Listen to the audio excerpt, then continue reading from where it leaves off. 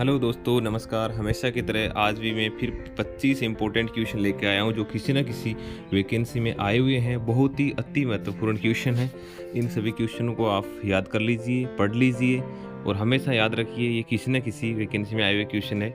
Number 1 है, काजीरंगा वन्य जीव अभ्यारण्य किस लिए प्रसिद्ध है? आप अपने दिमाग पे हल्का सा जोर डालिए। ये एक सींग वाले गेंडे के लिए प्रसिद्ध है। भारत में सबसे पुरानी पर्वत प्रणाली है। हल्का सा एक बार दिमाग पे जोर डालिए और इसका आंसर है अरावली। Option A Aravali. भारत में सबसे पुरानी पर्वत प्रणाली है अरावली। शिवाजी का जन्म कहाँ हुआ था? शिवाजी का जन्म कहाँ हुआ था? अपने दिमाग पे हल्का सा ध्यान लाइए और इसका आंसर हो जाएगा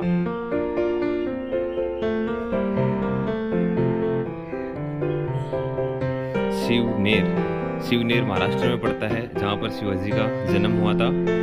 ऋग्वेद में कितने श्लोक है? ऋग्वेद के अंदर कितने श्लोक है? ऋग्वेद के अंदर 1028 श्लोक है। ये भी बहुत महत्वपूर्ण क्वेश्चन है, कई बार आया हुआ है एग्जाम्स में। अगला क्वेश्चन है, स्वराज पार्टी की स्थापना किसने की? ये भी बहुत इंपॉर्टेंट क्वेश्चन है जो एग्जाम्स में आया हुआ क्वेश्चन है। इसका आंसर है CR दास, मोतीलाल नेहरू। ये बहुत ही इंपॉर्टेंट क्वेश्चन है, वेरी इंपॉर्टेंट क्वेश्चन है दोस्तों। अगला क्वेश्चन आ जाएगा, तराइन की पहली लड़ाई किस वर्ष में हुई थी? ये भी इंपॉर्टेंट क्वेश्चन है। ये पूरे के पूरे क्वेश्चन बहुत ही इंपॉर्टेंट है जो किसी न किसी एग्जाम में आए हुए हैं, उन्हीं का संलग्न किया है हमने। इसका आंसर हो जाएगा ऑप्शन नंबर ए 1991 में। तराइन की पहली लड़ाई हुई थी 1991 में। ये भी बहुत इंपॉर्टेंट क्वेश्चन है, सभी एग्जाम्स में पूछा हुआ क्वेश्चन है। अगला क्वेश्चन हो जाएगा, दिल्ली सल्तनत के किस राजा ने राजधानी को दिल्ली से दौलताबाद स्थानांतरित किया था? ये भी बहुत इंपॉर्टेंट क्वेश्चन है, ये किसी न किसी एग्जाम में आया हुआ। इसका आंसर हो जाएगा मोहम्मद बिन तुगलक। अगला क्वेश्चन हो जाएगा, हवा की गति किससे मापी जाती है? हवा की गति एनीमोमीटर से मापी जाती है दोस्तों। इसी प्रकार टेकोमीटर से किसी का RPM नापा जाता है। ये भी बहुत इंपॉर्टेंट क्वेश्चन है, किसी न किसी एग्जाम्स में आया हुआ क्वेश्चन है। इसको भी अच्छे से याद रखिए दोस्तों, बहुत ही इंपॉर्टेंट क्वेश्चन है। पूरे क्वेश्चन बहुत ही इंपॉर्टेंट है। भूकंपन ये कुछ नहीं, सीस्मोग्राफ के द्वारा भूकंप मापा जाता है। अगला क्वेश्चन हो जाएगा, जो शाकाहारी है वह क्या कहलाते हैं? ये मोस्ट इम्पोर्टेंट क्वेश्चन है।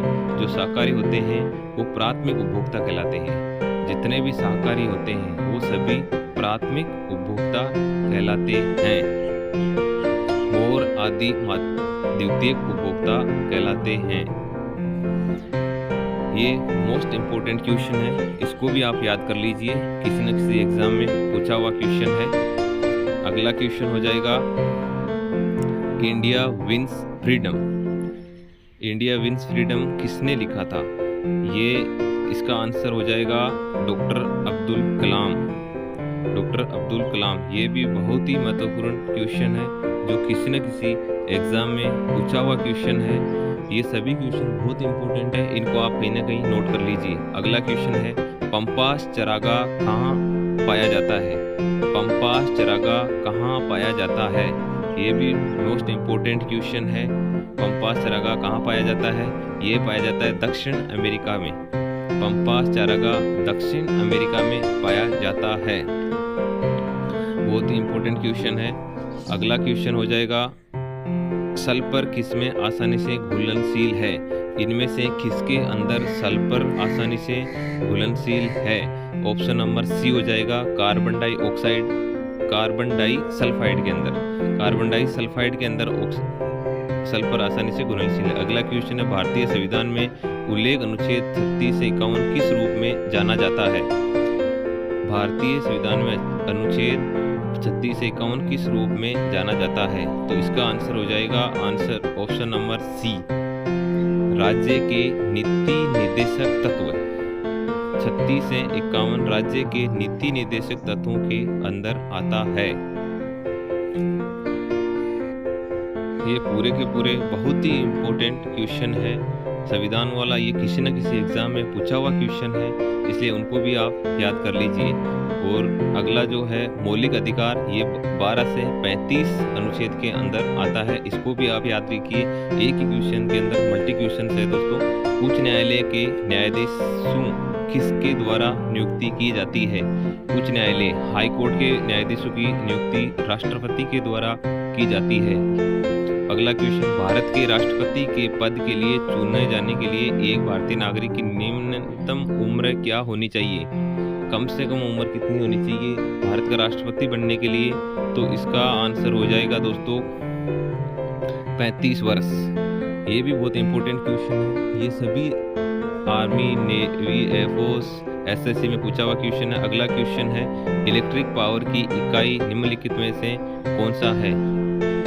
जो 4 ऑप्शन दिए हुए हैं इनमें से इलेक्ट्रिक पावर की इकाई कौन सी है? ये भी बहुत अच्छा क्वेश्चन है, किसी न किसी एग्जाम में पूछा हुआ क्वेश्चन है। तो इलेक्ट्रिक पावर की इकाई हो जाएगी ऑप्शन नंबर सी, वॉट। अगला क्वेश्चन है, अंतिम मुगल शासक कौन था? बहुत सारे मुगल शासक थे, उनमें से अंतिम मुगल शासक कौन था? इसका आंसर हो जाएगा option number D, Bahadur Shah द्वितीय। अगला क्वेश्चन है, पानीपत की दूसरी लड़ाई किस वर्ष में हुई थी? बहुत ही मोस्ट इम्पोर्टेंट क्वेश्चन है। पानीपत की दूसरी लड़ाई किस वर्ष में हुई थी? मोस्ट इम्पोर्टेंट क्वेश्चन है। इसका आंसर हो जाएगा 1556। द्वितीय लड़ाई हुई थी 1556 में, पहली हुई थी 1526 में और तीसरी हुई थी 1546 में। ये एक ही क्वेश्चन में मल्टी क्वेश्चन दिए हुए हैं, इनको आप अच्छे से याद रख सकते हो दोस्तों। कौन चीनी यात्री हर्षवर्धन के समय के दौरान भारत का दौरा किया था? ऐसा कौन सा चीनी यात्री था जो हर्षवर्धन के समय में भारत का दौरा किया था? इसका आंसर हो जाएगा हवेन सोंग था। अगला क्वेश्चन है, कौन सा राष्ट्रीय नेता लोकमान्य के रूप में लोकप्रिय था? बहुत ही मोस्ट इम्पोर्टेंट क्वेश्चन है। पहले सभी लोगों को कोई ना कोई उपाधि दी गई थी। भारत का गवर्नर जनरल कौन था जब सती प्रथा का विवाद निषिद्ध हुआ था? जब सती प्रथा हटी थी उसमें गवर्नर था विलियम बेंटिक। ऑप्शन सी हो जाएगा, मोस्ट इम्पोर्टेंट क्वेश्चन है विलियम बेंटिक। अगला क्वेश्चन है, जैन परंपरा के अनुसार प्रथम तीर्थंकर कौन था?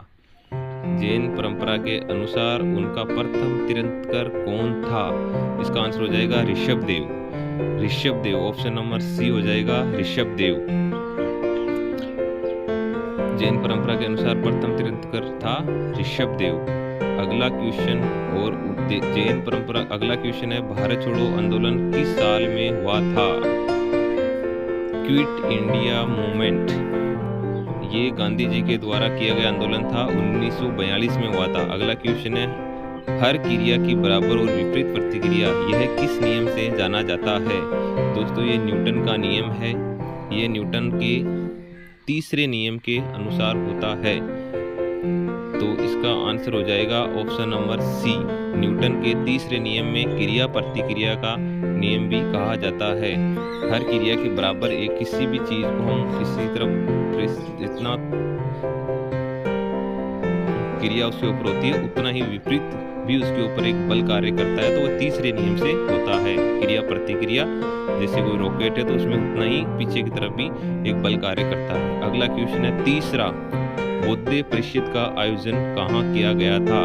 इसका आंसर हो जाएगा ऑप्शन नंबर ए, पाटलिपुत्र। ये 25 ऐसे क्वेश्चन थे दोस्तों जो बहुत ही इंपॉर्टेंट क्वेश्चन थे, किसी न किसी एग्जाम में आए हुए थे। और आपने हमारा चैनल सब्सक्राइब नहीं किया है तो सब्सक्राइब कर लीजिए, दोस्तों के साथ शेयर कीजिए। 25 क्वेश्चन आप कहीं नोट कर लीजिए, इसका आंसर हो जाएगा पाटलिपुत्र। जय हिंद, जय भारत।